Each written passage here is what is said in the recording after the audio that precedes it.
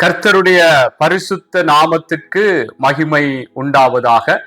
மீண்டும் இந்த நாளிலும் உங்கள் ஒவ்வொருவரோடும் ஒரு சிறிய தியானத்தை தியானிக்கும்படியாக கர்த்தருடைய கிருபையிலே நான் கடந்து வந்திருக்கிறேன்.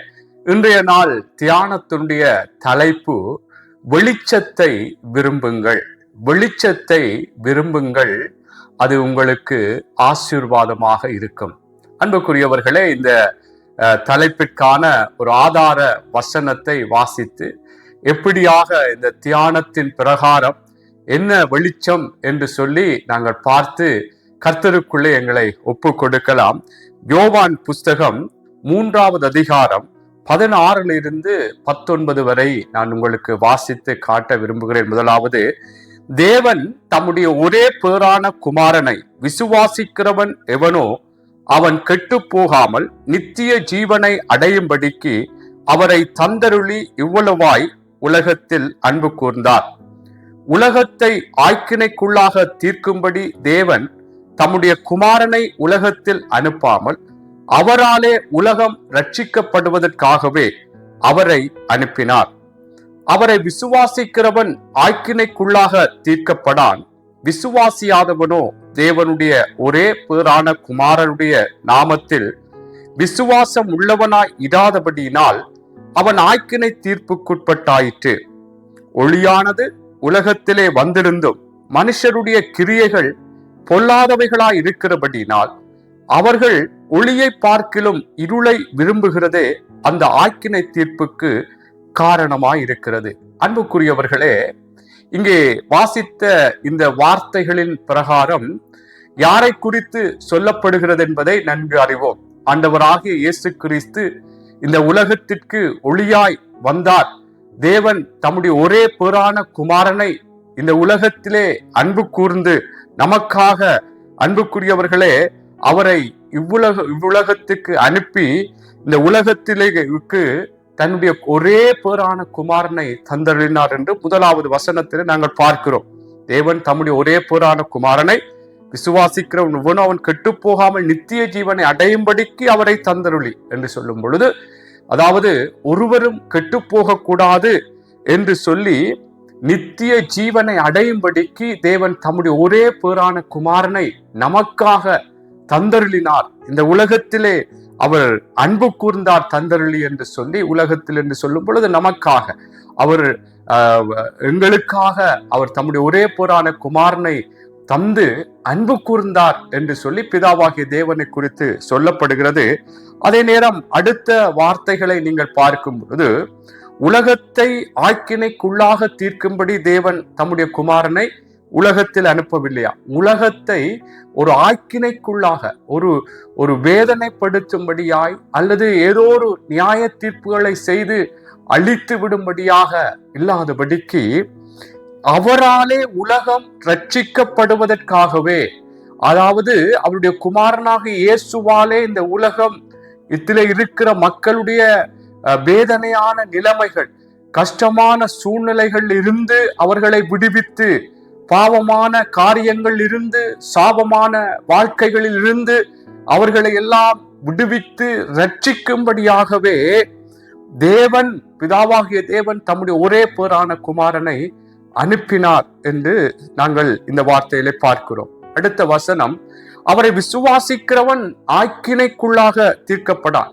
இப்படியாக அனுப்பப்பட்ட ஆண்டவராகிய இயேசு கிறிஸ்துவை விசுவாசிக்கிறவன், அன்புக்குரியவர்களே, ஆக்கினை தீர்ப்புக்கு உள்ளாக தீர்க்கப்படான் என்று சொல்லப்படுகிறது. விசுவாசியாதவனோ அவர்களை எப்படியாக ஒரு ஆக்கினை தீர்ப்புக்கு அங்கே கடந்து போகிறார்கள் என்பதையும் இந்த வார்த்தை சொல்லப்படுகிறது. அடுத்த வார்த்தையிலே இதுக்கான பதில்கள் தான் சொல்லப்படுகிறது. ஏன் அவர்கள் ஆக்கினை தீர்ப்புக்கு உட்பட்டவர்களாக அல்லது அந்த ஆக்கினை தீர்ப்புக்கு காரணமாக போனார்கள் என்று சொன்னால், இந்த ஒளியாக வந்த இயேசுவை, வெளிச்சமாக இந்த உலகத்தில் வந்து எந்த மனிதனையும் பிரகாசிக்க பண்ணுகிற மெய்யான ஒளியாகிய இந்த இயேசுவை விரும்பாததினால்தான், அவர்கள் விசுவாசியாததினால்தான், அவருடைய வழிகளின் படி கேட்டு நடவாததினால்தான் இங்கே சொல்லப்படுகிறது, அவரை ஏற்றுக்கொள்ளாமல், அவரை விசுவாசிக்காமல் நடந்தவர்களுடைய வாழ்க்கை ஒரு ஆக்கினை தீர்ப்புக்கு காரணமாக போய்விட்டது. ஆகவே நாங்கள் ஆரம்பத்திலே பார்த்தோம், பிதாவாகிய தேவன் தம்முடைய ஒரே பேரான குமாரனை உலகத்தை ஆக்கினைக்குள்ளாக தீர்க்காதபடிக்கு அவர் எப்படி இந்த உலகம் ரட்சிக்கப்படும்படி, அதாவது நானும் நீங்களும் லோகத்தில் இருக்கிற எல்லா மக்களும் ரட்சிக்கப்படும்படியாகவே அனுப்பினார். இவரை விசுவாசிக்க வேண்டும். இவரை விசுவாசித்தால்தான், அவர் சொல்லுகிற காரியங்களை கேட்டு நடந்தால்தான் நாங்கள் அன்புக்குரியவர்களே இந்த உலகத்தின் வேதனைகள் அந்த உலகத்திலே எப்படியான ஒரு கஷ்டமான, பாவமான, சாபமான வாழ்க்கையில் வாழ்ந்தோமோ அதற்கான ஒரு முடிவுகளுக்குள்ளே போகாதபடிக்கு, அதிலிருந்து நாங்கள் மீட்டுக் கொள்ளப்படத்தக்க, அதிலிருந்து நாங்கள் விடுதலையாக்கப்படத்தக்கதாகவே இயேசுவை பிதாவாகிய தேவன் அனுப்பினார். ஆனால் இந்த இயேசுவை, ஒளியாக வந்த இயேசுவை, வெளிச்சமாய் வந்த இயேசுவை, எந்த மனிதனையும் பிரகாசிக்க பண்ணுகிற இயேசுவை, இந்த உலகத்தின் வெளிச்சம், உலகத்தின் ஒளி, எல்லா பாவங்களையும் சுமந்து தீர்க்கிற தேவாட்டுக்குட்டியாக இவரை விசுவாசியாமல், அவருடைய வழிகளில் நடக்காமல் போனதினால்தான் இன்னும் அங்கே 19வது வாசிக்கிறோம், அவர்களுடைய ஆக்கினை தீர்ப்புக்கு காரணம். அதாவது இந்த வெளிச்சத்தை விரும்பாதனால், பாருங்கள் அதில் அழகாக சொல்லப்படுகிறது, அவர்கள் ஒளியை பார்க்கிலும், 19வது வசனத்திலே கடைசி பகுதியிலே பாருங்கள், அவர்கள் ஒளியை பார்க்கிலும், இயேசுவை பார்க்கிலும் அன்புக்குரியவர்களே இருளை விரும்பினதினால், இந்த உலகம் காட்டுகிற பலவிதமான வழிகள் இழுப்புண்டு போனதினால்தான் அன்பானவர்களே, அதாவது உலகத்தினுடைய பொல்லாத கிரியைகளுக்கும் பொல்லாத வழிகளுக்குள்ளும் கடந்து போனதினால்தான் ஆக்கினை தீர்ப்புக்கு காரணமாக போய்விட்டது என்று சொல்லப்படுது. ஆகவே அன்பானவர்களே, நான் இன்றைக்கு ஆரம்பத்திலே உங்களுக்கு சொன்னது போல வெளிச்சத்தை விரும்புங்கள். அதாவது ஆண்டவராக இயேசு கிறிஸ்துவை நாங்கள் விரும்ப வேண்டும். அவர்தான் வெளிச்சம், அவர்தான் ஒளி, எங்களுடைய வாழ்க்கைகளை வெளிச்சமாக்குகிறவர், எங்களுடைய வாழ்க்கைகளை இன்னும் பிரகாசமாக மாற்றுகிறவர். இந்த உலகத்தினுடைய வேதனையான சூழ்நிலைகள், உலகத்தினுடைய பொல்லாங்கான கிரியைகளில் இருந்து, பாவ சாப வாழ்க்கைகளில் இருந்து எங்களை விடுவிக்கிற அந்த இயேசுவை, அந்த வெளிச்சமாய் இந்த பூமிக்கு வந்த இயேசுவை நாங்கள் விரும்ப வேண்டும் என்பது இந்த வார்த்தையின் பிரகாரமாக நான் சொல்லுகிறேன். இதே காரியத்தை தான் அன்பானவர்களே நான் வார்த்தையோடும் ஒப்பிடுகிறேன். ஆண்டவராகிய இயேசு கிறிஸ்து இந்த உலகத்திற்கு வெளிச்சமாயிருக்கிறார், இந்த உலகத்திற்கு ஒளியாயிருக்கிறார். அவரே வேதம் சொல்லுகிறது, நானே வழியும் சத்தியமும் ஜீவனுமாயிருக்கிறேன். அவரே சத்தியம். ஆகவே அவருடைய வார்த்தையை விரும்ப வேண்டும். வெளிச்சமாய் இருக்கிற அன்பானவர்களே, அவருடைய வார்த்தைகளை, ஆலோசனைகளை, அவர்தான் வார்த்தை, அவர்தான். அதனால்தான் நான் இதற்கு ஒப்பிட்டே சொல்லுகிறேன். ஆரம்பத்திலே இயேசு தன்னை குறித்து சொன்னது போல அவரை, அவருடைய வார்த்தைகளையும் நாங்கள் விரும்ப வேண்டும். அவர் என்ன சொல்லுகிறார், அவருடைய ஆலோசனைகள் என்ன, அதை நாங்கள் விரும்பாமல் வேறு வழிகள், வேறு காரியங்கள், வேறு விதங்களிலே நடக்கும்படியாய் சொல்லுகிற ஆலோசனைகளை நாங்கள் விரும்புவோமா இருந்தால், அன்பானவர்களே, வேதம் சொல்லுகிறது இருளுக்கும் ஒளிக்கும் சம்பந்தம் இல்லை. அப்ப அதற்கு இடையிலே எந்த ஒரு காரியங்களுக்கும் நாங்கள் அதை அப்படி இப்படி என்று சொல்ல முடியாது. வெளிச்சம் என்றா வெளிச்சம், வெளிச்சத்துக்கு புறம்பாக என்னெல்லாம் இருக்கிறோ அது இருளுக்குரிய காரியமாகத்தான் இருக்கும். அதனால்தான் நான் சொல்லுகிறேன், அன்பானவர்களே, நாங்கள் வெளிச்சமாகிய தேவனுடைய வார்த்தையை, தேவனை விரும்ப வேண்டும். ஆமென். என்னால் வேதம் சொல்லுகிறது, நான் ஆரம்பத்திலே சொன்னது போல ஆண்டவராகிய இயேசு கிறிஸ்துவை சொல்லுகிறார், நானே வழியும் சத்தியம் ஜீவனும்.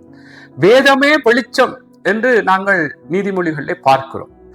ஆகவேதான் சங்கீதம் 36 அங்கே 36:9 சொல்லப்படுகிறது, அவருடைய வெளிச்சத்தினாலே வெளிச்சத்தை காண்கிறோம் என்று.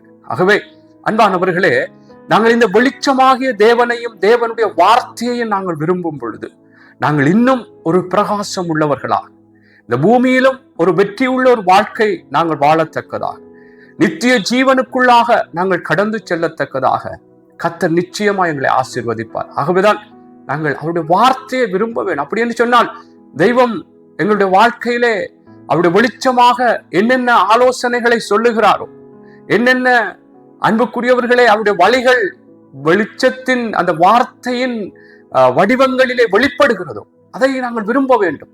உதாரணமாக அன்புக்குரியவர்களே, நாங்கள் மற்றவர்களை மன்னிக்க வேண்டும், பொய் சொல்லக்கூடாது, அன்புக்குரியவர்களே கசப்பா இருக்கக்கூடாது, தாழ்மை உள்ளவர்களா இருக்க வேண்டும், அப்பா அம்மாவை தாய் தகப்பனை கனம் பண்ண வேண்டும், உன்னை நேசிக்கிறது போல பிறனையும் நேசிக்க வேண்டும். இப்படியாக தேவனுடைய வார்த்தையின் அன்புக்குரியவர்களே அந்த ஆலோசனையின் பிரகாரமாக இப்படியாக ஆண்டவர் அந்த வெளிச்சத்தை வெளிப்படுத்தும் பொழுது இந்த காரியங்கள் எல்லாம் ஒரு வெளிச்சம். அவருடைய வார்த்தை, அந்த வார்த்தையிலிருந்து வருகிற ஒரு ஆலோசனைகள், மன்னிப்பு என்பது தேவனுக்குள்ளான ஒரு வெளிச்சம். இந்த வெளிச்சத்தை விரும்ப வேண்டும், மன்னிக்க வேண்டும். இந்த வெளிச்சம் எங்களுக்குள்ளாக அது அன்புக்குரியவர்களே உள்ளாக நாங்கள் அந்த வார்த்தையின் பிரகாரம் நடக்கும் பொழுதுதான் எங்களுடைய வாழ்க்கைகள் வெளிச்சம். ஒருவரை நாங்கள் மன்னிக்க வேண்டும் என்பது தேவனுடைய வார்த்தை, அது வெளிச்சம். அந்த வெளிச்சத்தை விரும்பவில்லை என்றால் நான் மன்னிக்க மாட்டேன் என்று சொன்னால் என்னுடைய வாழ்க்கையில் தான் தேவனுடைய ஆசீர்வாதங்கள் கடந்து வராது.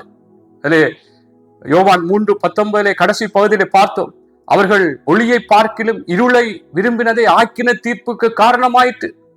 அதனாலே எங்களுடைய முடிவுகள், எங்களுடைய வாழ்க்கையின் ஆசீர்வாதத்தின் அன்புக்குரியவர்களே விடயங்கள், நாங்கள் தேவனுடைய வார்த்தையை நாங்கள் எவ்வளவுத்துக்கு விரும்புகிறோம், அந்த வெளிச்சத்தை, வார்த்தையாகிய அந்த வெளிச்சத்தை எவ்வளவுத்துக்கு விரும்பி அதற்கு விட்டு கொடுத்து ஒப்பு கொடுத்து நடக்கிறோமோ அதன் அடிப்படையில் தான் இருக்கிறது. அவை நான் அன்பானவர்களே பல காரியங்களை உங்களுக்கு சொல்லி இருந்தேன்.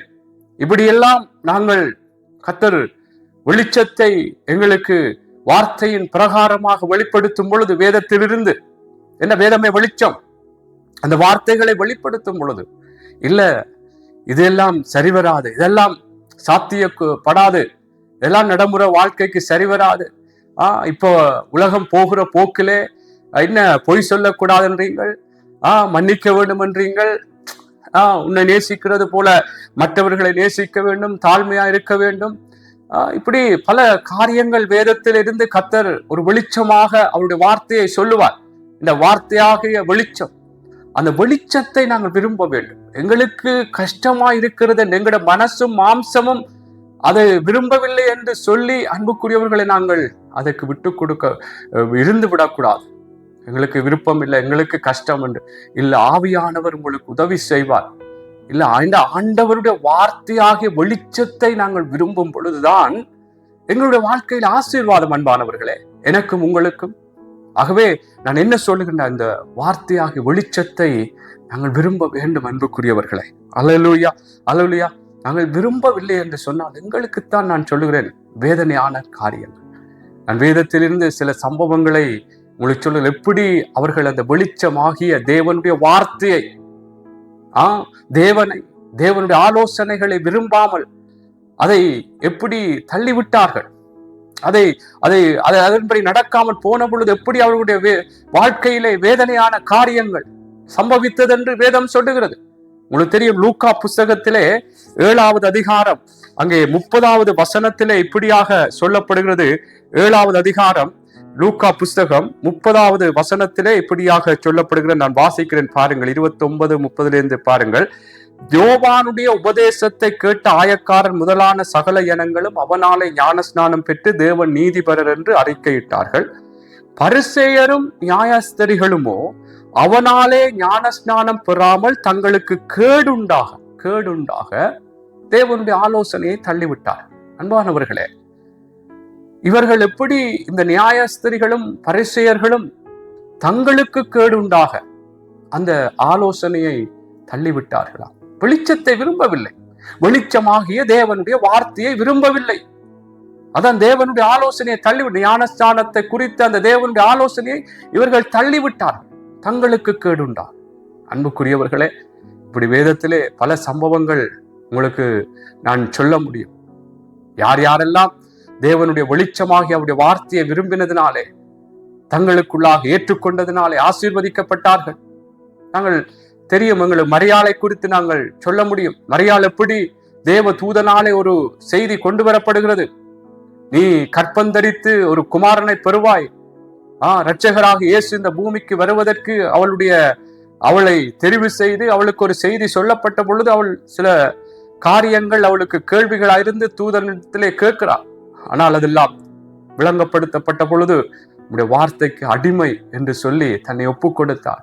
இந்த வார்த்தையை தேவ தூதனால் சொல்லப்பட்ட அந்த வார்த்தைக்கு, அந்த வெளிச்சமாக அந்த வார்த்தைக்கு தன்னை ஒப்பு கொடுத்தால் இரட்சகராக இயேசு இந்த பூமிக்கு வெளிப்பட காரணமாக இருந்தார்.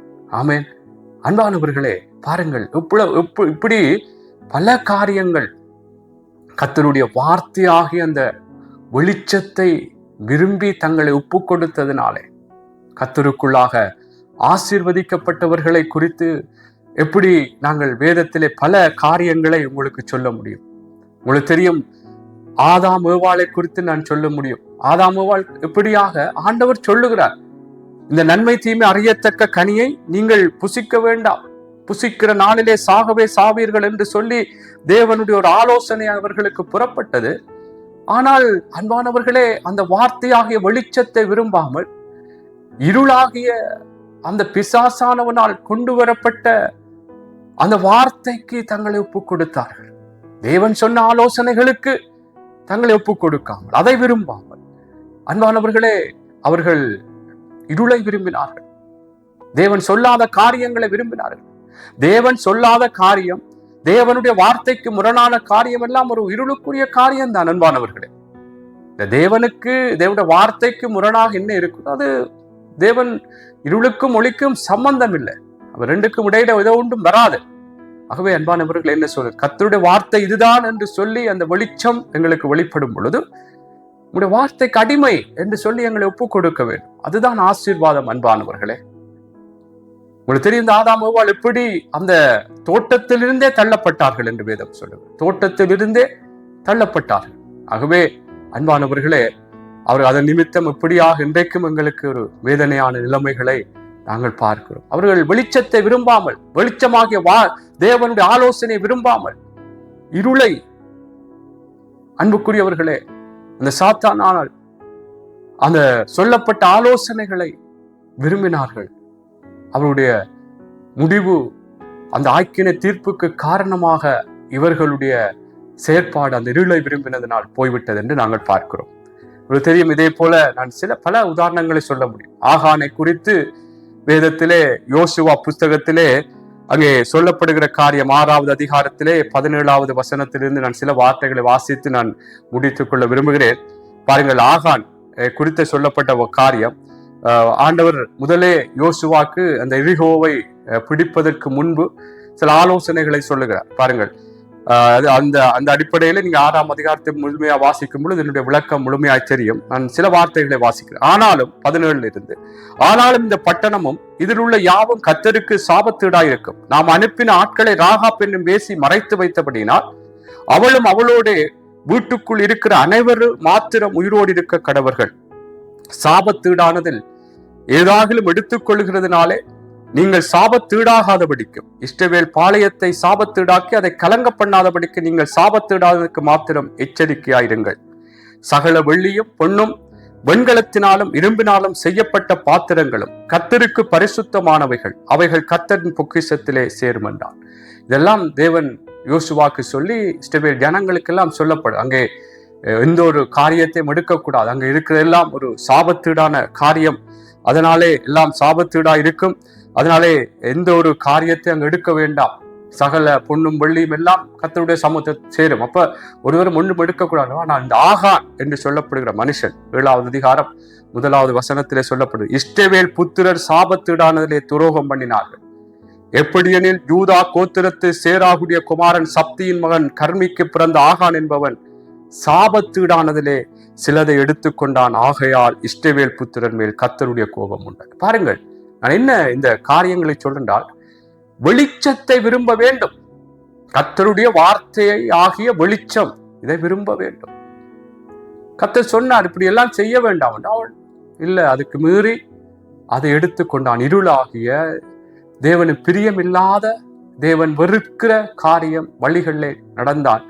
இவன் அங்கே அந்த ஜனங்கள் மத்தியிலும் தேவனுடைய கோபம் உண்டது. இவனுக்கும் ஒரு பரிதாபமான ஒரு முடிவு இவனுக்கும் சம்பவித்தது என்று வேதம் சொல்லுது. ஆகவே அன்பானவர்களே, நான் என்ன சொல்ல வருகிறேன் என்றால், நாங்கள் தேவனுடைய வார்த்தையாக அந்த வெளிச்சத்தை விரும்புவோம். அதுதான் நான் இன்றைக்கு ஆரம்பத்திலே சொன்னது போல, யோவான் புத்தகத்திலே இயேசு கிறிஸ்துவை குறித்து சொல்லப்பட்ட விடயம், அவர்கள் ஒளியை பார்க்கிலும் இருளை விரும்பினதை ஆக்கின தீர்ப்புக்கு காரணமாயிற்று.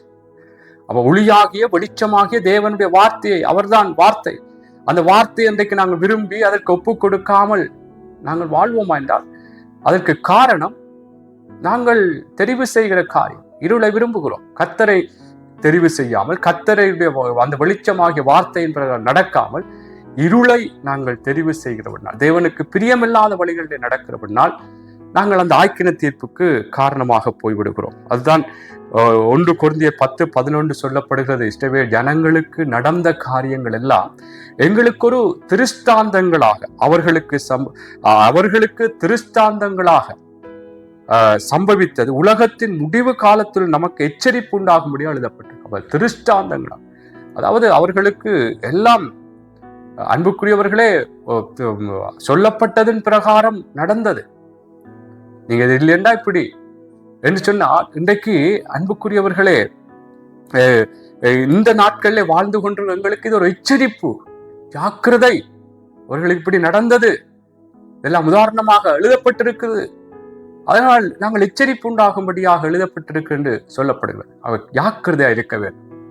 அன்பானவர்களே, வெளிச்சத்தை விரும்ப வேண்டும். ஒரு வசனத்தை வாசித்து நான் முடிக்கிறேன். பழைய ஏற்பாட்டிலே ஏசாயா புஸ்தகம் 17வது அதிகாரம் 10:11, உன் பலமாகிய கன்மலையை நீ நினையாமல் உன் இரட்சிப்பாகிய தேவனை மறந்தாய். ஆதலால் நீ நேர்த்தியான நாற்றுகளை நட்டாலும் அந்நிய தேசத்து கன்றுகளை வைத்தாலும், பகற்காலத்திலே உன் நாட்டை வளரவும் விடியற்காலத்திலே உன் விதையை முளைக்கவும் பண்ணினாலும், பலனை சேர்க்கும் நாளிலே துக்கமும் கடும் வேதனையுமே உங்கள் அறுப்பாயிருக்கும். என்ன இங்கே பாருங்கள், முதலாவது வசனத்திலே சொல்லப்படுகிறது, உன் பலனாகிய கன்மலையை நினையாமல் உன் ரட்சிப்பின் தேவனை மறந்தார். அவருடைய வழிகள், அவருடைய காரியங்கள் எல்லாம் அவர் எல்லாம் மறந்துட்டு நீ நேர்த்தியான நாற்றுகளை நட்டாலும் அந்நிய தேசத்து கன்றுகளை வைத்தாலும், பகற்காலத்திலே உன் நாட்டை வளரவும் விடியற்காலத்திலே உன் விதையை முளைக்கவும் பண்ணினாலும், பலனை சேர்க்கும் நாளிலே துக்கமும், என்ன காரியம் கர்த்தரை விட்டு, கர்த்தர் சொல்லுகிற ஆலோசனைகளை விட்டு, உலகம் சொல்லுகிற பிரகாரமா இப்படியெல்லாம் நடந்தாலும் முடிவு வேதனை என்பதைத்தான் சொல்லப்படும். அதான் ஒளியை பார்க்கிலும் இருளை விரும்புகிறதே அந்த ஆக்கின தீர்ப்புக்கு காரணமாயிற்று. ஆகவே அன்பானவர்களே, நான் என்ன சொல்லுகிறேன், கர்த்தருக்குள்ளே அவருடைய வார்த்தையை, அதான் வெளிச்சம், இந்த வார்த்தையாகிய வெளிச்சத்தை அவரை வெளிச்சமாகிய அந்த ஆண்டவராகிய இயேசு கிறிஸ்துவை நாங்கள் விரும்புவோம். அதற்கு எங்களை ஒப்புக் கொடுப்போம். கர்த்தர் நிச்சயமாய் என்னையும் உங்களையும் ஆசீர்வதிப்பார். ஆமென். இப்படித்தான் ஆண்டவருடைய ஆலோசனை சொன்ன உடனே அந்த எத்தியோப்பிய மந்திரி எப்படியாக கீழ்ப்படிந்தார், இப்படித்தான் ஞானஸ்தான சத்தியம் சொல்லப்படுகிறது என்று விளங்கப்படுத்தின பொழுது பிலிப்புவினாலே உடனே கீழ்ப்படிந்தார். சமாரிய ஸ்திரீ அவருடைய வாழ்க்கை நிலைமைகளை சொன்ன பொழுது உடனே அந்த தேவனுக்கு தன்னை ஒப்புக் கொடுத்தார், ஏற்றுக்கொண்டார். அன்பானவர்களே, அந்த இஸ்ரவேல் ஜனங்களை குறித்து அங்கே அப்போஸ்தலர்கள் சொல்லுகிறார்கள், நீங்கள் தான் இயேசுவை கொலை செய்தீர்கள், நீங்கள் தான் சிலுவையில் அறைந்தீர்கள் என்று சொன்ன பொழுது அவர்கள் அதற்கு தங்களை விட்டு கொடுத்தார்கள். நாங்கள் என்ன செய்ய வேண்டும்? இப்படித்தான் அன்பானவர்களே, இந்த வெளிச்சம் அவருடைய வார்த்தையாகிய அந்த வெளிச்சம் எங்களுடைய பிழைகளை உணர்த்தலாம், குறைகளை சொல்லும், தவறுகளை சொல்லும். அதற்கு நாங்கள் எங்களை மாற்றிக்கொள்ளும் பொழுது எங்களுடைய வாழ்க்கை நாங்கள் இன்னும் ஒரு பிரகாசமாக அவருடைய வெளிச்சத்தினாலே வெளிச்சத்தை காண்கிறோம் என்று சொன்னது போல் அப்படியாக எங்களுடைய வாழ்க்கைகள் மாறும். ஆமென். ஆகவே வெளிச்சமாகிய தேவனுடைய வார்த்தையையும் தேவனையும் விரும்புங்கள், அதற்கு ஒப்புக் கொடுங்கள், எங்களுடைய வாழ்க்கையும் வெளிச்சமாக மாறும். ஆமென். கர்த்தர் உங்களை ஆசீர்வதிப்பாராக. ஆமென், ஆமென், ஆமென்.